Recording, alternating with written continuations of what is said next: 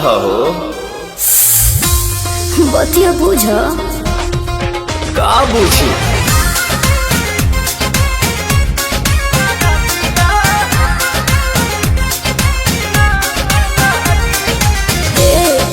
का हो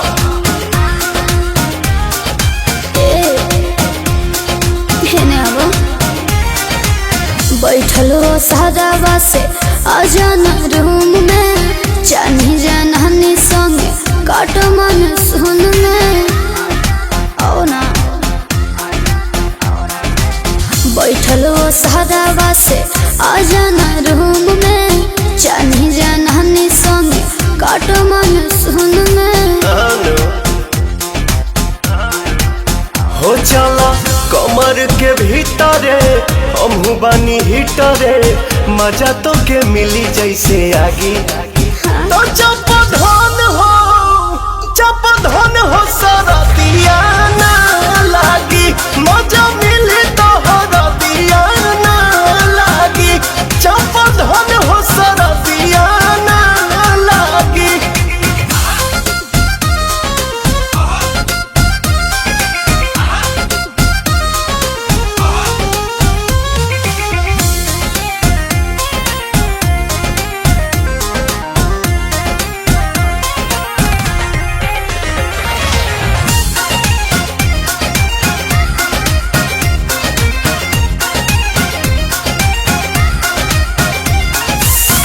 अब भगा दो जरैया के कम नहीं पड़े रजैया के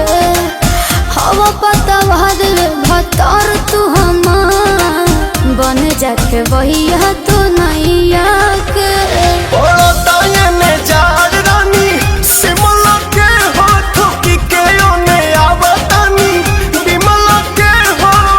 सजल व्यंजन करे द मनोरंजन मनवा भइल बा हमरो बागी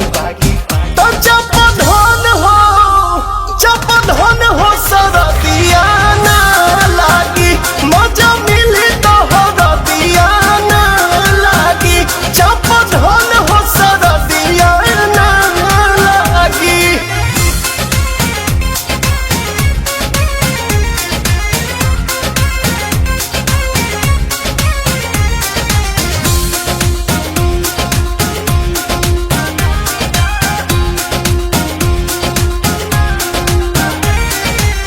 मेहर के होते काहे का पता रहा